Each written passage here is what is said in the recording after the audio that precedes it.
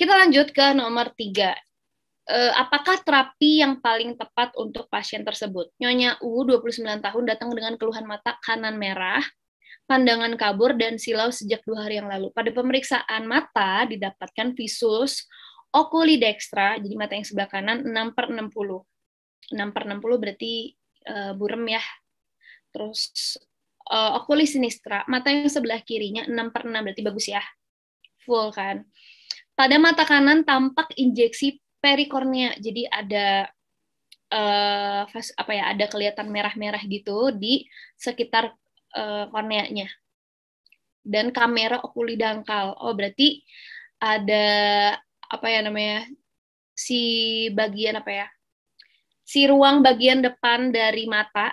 Nanti aku coba lihat ya kalau misalkan ada gambar mata, itu dangkal alias tuh pendek gitu jaraknya.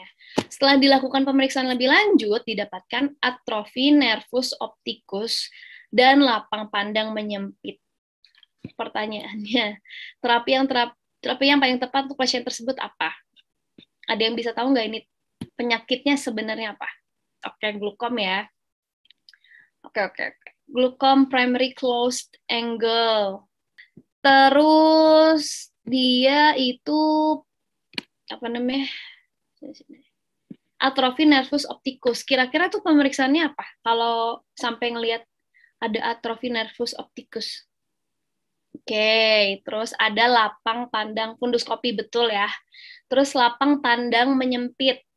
Itu kira-kira pemeriksaannya apa? Sampai dapat hasil lapang pandang. Oke, kita bahas ya. Betul banget, ini adalah glukoma.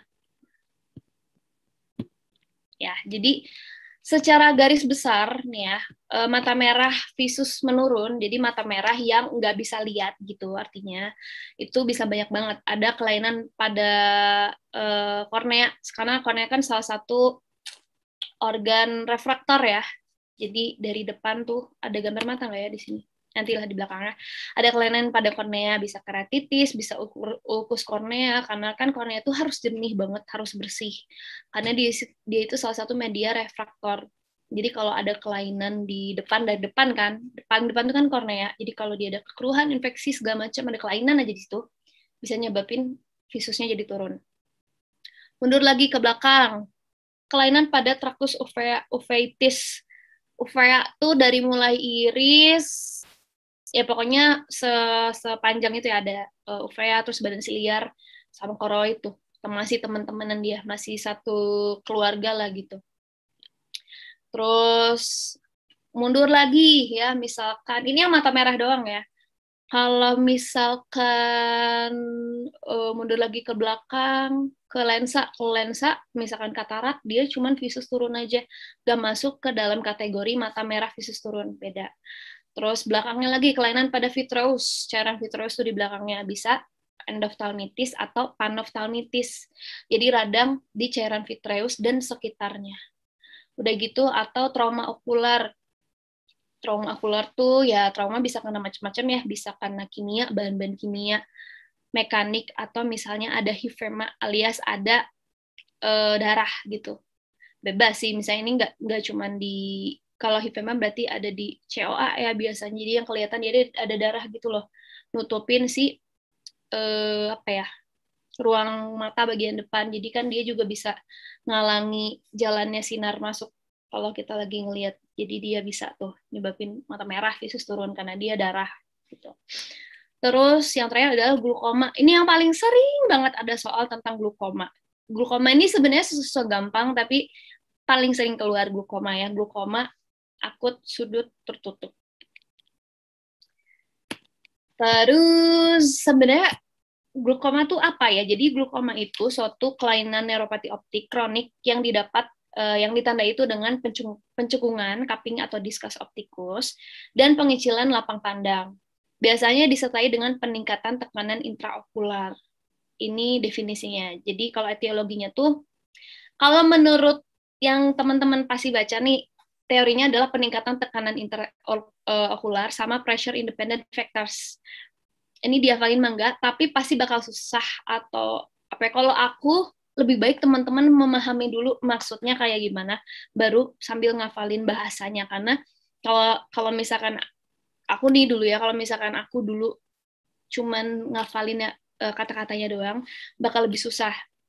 Karena aku nggak ngerti maksudnya apa, aku nggak ngerti maksudnya, sistemnya, kenapa bisa jadi glukoma. Nah, ada gambar mata nggak ya? Oh ada. Nah, jadi gini, ada dua glaukoma tuh, ada open angle sama close angle. Jadi ada yang terbuka dan tertutup. Sebenarnya yang pasti kita tahu, sebenarnya apa sih, kenapa dia bisa kebuka sama ketutup. Nah, jadi di dalam mata kita tuh nggak ada pembuluh darah. Keren ya, keren banget. Satu-satunya mata yang paling gampang untuk, satu-satunya organ yang paling gampang untuk dilakukan pencangkokan adalah mata. Kenapa? Karena dia itu nggak punya, ini sebuah fun fact ya, wow, synapse fact gitu, wow, synapse fact. Jadi mata itu karena dia nggak punya vaskularisasi, berarti dia juga tidak ada HLA, alias kalau misalkan cangkok organ nih, itu kan pasti banyak banget vaskularisasinya. Nah, kalau misalkan organ-organ lain tuh punya namanya HLA, jadi kalau misalkan dicangkokin ke orang lain, dia tuh harus synchronize gitu loh, kayak dianggapnya tuh benda asing, makanya susah banget untuk cangkok organ lain. Tapi kalau mata tuh enggak gitu. Keren ya. Jadi dia tuh nggak punya vaskularisasi. Nah, terus gimana cara dia bisa menutrisi semua bagian mata? Nah, ada yang namanya aqueous humor. Jadi kalau di depan aqueous humor, kalau yang di belakang lensa, yang di depan ya. Ini kan mata ya. Ini sinar masuk ya. Ini dia nembus ke kornea dulu, lewat kornea. Kita sambil mengenal bagian-bagian mata ya. Terus ke tengah, mana nih? Ini kornea kan. Terus dia masuk lagi ke apa ya namanya ya? Ke bilik mata depan. Oke, bilik mata depan. Udah. Atau COA anterior. Duduh, mana sih panahnya? Nah, ini ya. Ini bilik mata depan. Anggaplah ini normal ya matanya ya. Kita nggak bahas dulu open sama close-nya. Terus masuk lagi ke sini, kita ke pupil, di mana pupil itu adalah sebuah rongga yang sebenarnya dibentuk dari iris gitu. Ini iris nih, ini otot ya. Kalau ini kan kornea, terus ini bilik mata depan, terus ini iris ya. Terus ke belakang kita masuk ke lensa. Lensa itu dia ada yang ngegantungnya. Di lensa itu nggak tiba-tiba nyemplok di situ, dia ada yang ngegantung. Ada yang mencengkram dia supaya tetap di situ. Siapa yang nyengkramnya adalah musculus ciliaris. Jadi dia tuh semi-semi benang tapi ada muskulusnya juga. Dia yang ngatur kapan lensa kita tuh harus ngegedein, ngenipisin gitu, untuk ngegedein, ngenipisin maksudnya untuk menebalkan dan menipiskan lensa gitu. Dia yang ngatur, kayak kalau misalkan kita ngeliat fokus yang jauh sama yang fokus yang deket kan akan beda ya gitu. Terus abis itu di belakang lensa baru namanya vitreous body, ya isinya adalah cairan vitreous kayak gitu. Udah, itu dulu yang mesti kalian tahu, anatomi mata. Itu dulu. Nah, sekarang kenapa glaukoma ini bisa ada close, bisa ada open. Sebenarnya paling penting tuh kita harus tahu dulu aliran dari aqueous humor. Aqueous humor itu adalah sebuah cairan yang dia ini sifatnya kayak pembuluh darah. Kalau di organ lain dia pembuluh darah. Kalau pembuluh darah kan berarti dia apa yang ngasihin, nganterin makanan gitu ya, sirkulasi, bla oksigen, nutrisi. Nah, kalau di mata yang nganterinnya itu adalah aqueous humor namanya. Nah, itu tuh gimana sih alurnya? Nah, harus tahu dulu alurnya untuk biar lebih gampang mengenal glaukoma. Nah, alurnya dari mana? Dia itu diproduksi atau dikeluarin di sini. Nah, sini. Di badan siliaris, musculus ciliaris. Nah, apa? Iya, musculus ciliaris. Jadi dia bakal bukan diproduksi ya, dikeluarin dari sini, terus dia bakal ke sini, ke bilik mata belakang dulu ya. Jadi di depan lensa tuh sebenarnya ada bilik lagi namanya bilik mata belakang. Kalau ini kan depan. Depannya apa sih maksudnya, itu tuh depan si iris gitu. Jadi kalau depannya iris, itu berarti bilik mata depan. Kalau belakangnya iris, depannya lensa, itu bilik mata belakang. Udah, jadi si aqueous humornya kan tadi ya dikeluarin dari badan siliaris, terus dia memperdarahi lensa, iris bagian belakang, sedikit dari muskulusnya juga itu sendiri, terus dia lewat pupil ke depan, ke bilik mata depan. Nah, dia itu bakal memperdarahi si iris bagian depan, terus kornea nih, semua kornea gitu ceritanya. Nah, jadi alurnya dia dari badan siliaris ke sini, ke lensa, ke sedikit iris, terus lewat sini dia ke depan, ke sini ke sedikit iris depan, kornea, dan dia bakal terakhir bermuara di kanalis clamp di sini nih, di ujung banget. Di sudut sini nih, ini nih di sini. Nah, ini ada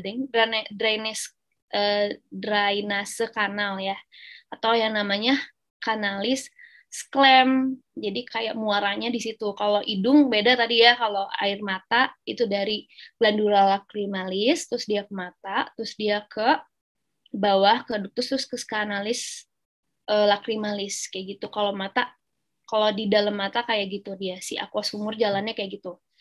Nah, kapan dia jadi close, kapan dia jadi open? Kita lihat dulu, dia tuh ada kesalahan di mana. Misal, kita lihat ya, kalau yang open, kita sambil baca dulu. Kalau open angle, dia disebabkan karena ada kesumbat atau ada sebuah penutupan dari drainase kanalnya, gitu. Yang menyebabkan jadi oke. Jadi kalau misalkan tadi kan kita udah tahu ya alurnya berarti dari musculus ciliaris. Kita ambil dari close aja dulu. Kalau misalnya close, kalau yang open kan tadi dia ada penyumbatan di drainasenya alias di kanalis sclem ya. Terus kalau misalkan yang close itu dia ada penyumbatan of the drainase canals. Jadi malah dia ada masalah di daerah muskulusnya. Misalkan gini, belum selesai. Misalnya kalau yang close angle itu dia ada penyumbatan atau ada infeksi atau ada apa ya, ada kelainan lah di belakang sini.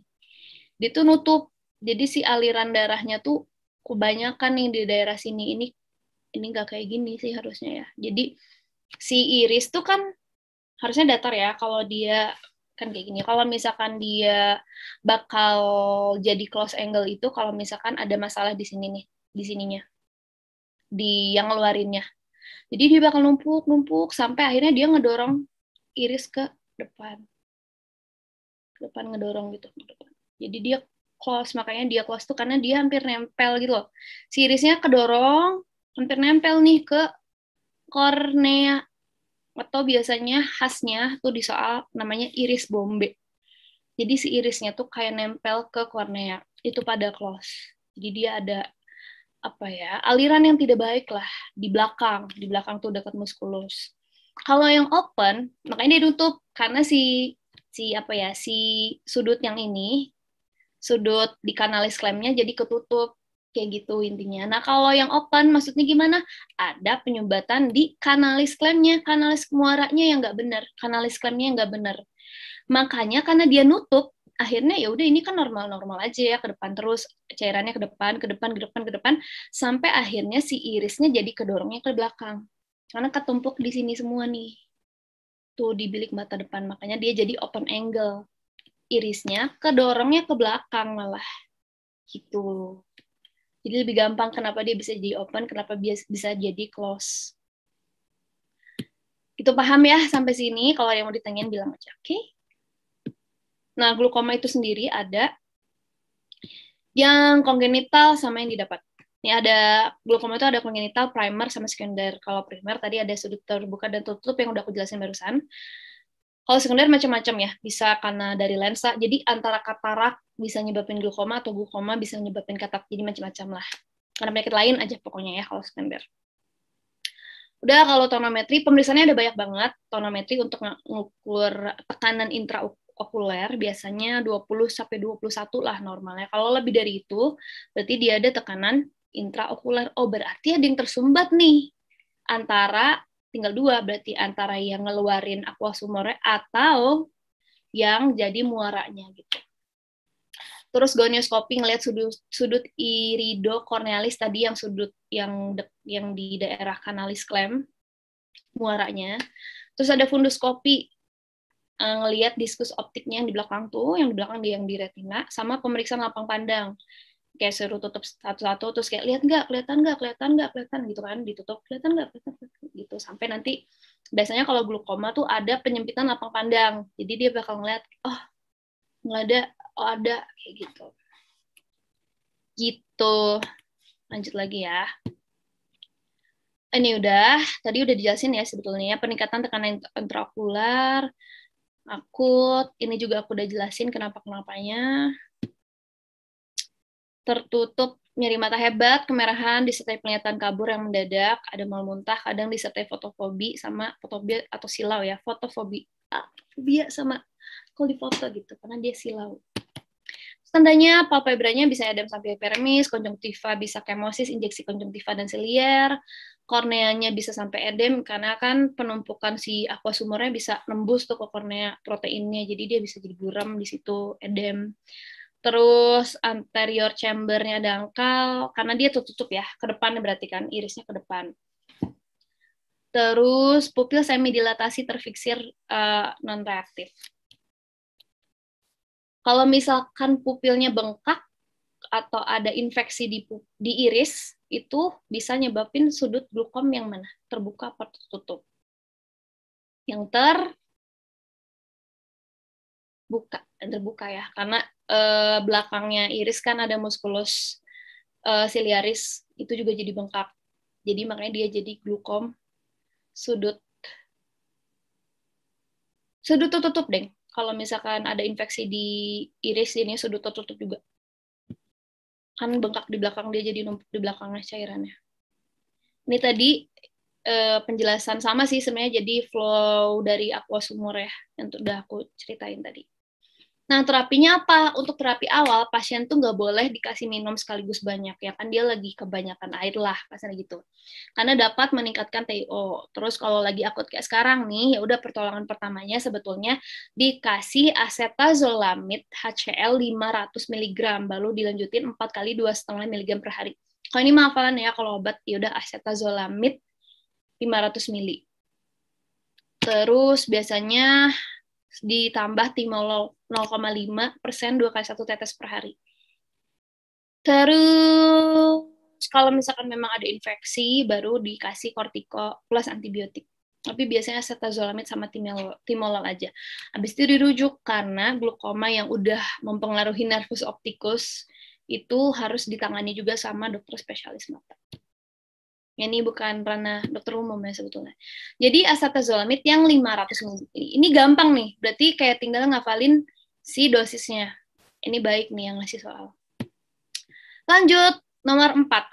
Obat di bawah ini yang kontraindikasi untuk diberikan adalah, oke, kita lihat dulu ya. Laki-laki 50 tahun nyeri mendadak pada mata sejak 1 hari sebelumnya. Pandangan kabur, silau jika lihat cahaya atau fotofobia, visual hand acuity, terus ada blepharospasm, edem kornea, COA-nya dangkal, iris dan pupil dilatasi sedang, lensa jernih, tes fundus positif, TiO 36. Berarti ini diagnosisnya apa? Sama ya kayak tadi, masih sama 1 hari yang lalu. Terus ini masih sama kayak tadi ya, pandangan kabur, silau, udah fotofobi, edem kornea, COA-nya dangkal, berarti ini sama ya, masih glaukom sudut tertutup juga. TiO-nya juga tinggi. Nah, berarti yang kontraindikasi, kita lihat dulu. Berarti kira-kira nomor 4 jawabannya adalah kontraindikasi loh. Kontraindikasi pada glaukom berarti. Betul banget jawabannya adalah yang C, betul banget. Karena apa? Karena obat midriatik kan bakal mempengaruhi saraf parasimpatis ya. Dia bakal ini tuh bakal membuat si musculus ciliarisnya tuh makin menyempit gitu, makin ke belakang. Dia bisa makin nutup si aliran si muskulusnya atau si drainase kanalnya, malah makin glaukom gitu kalau kita kasih midriatik. Nice, mantap. Betul banget yang midriatik.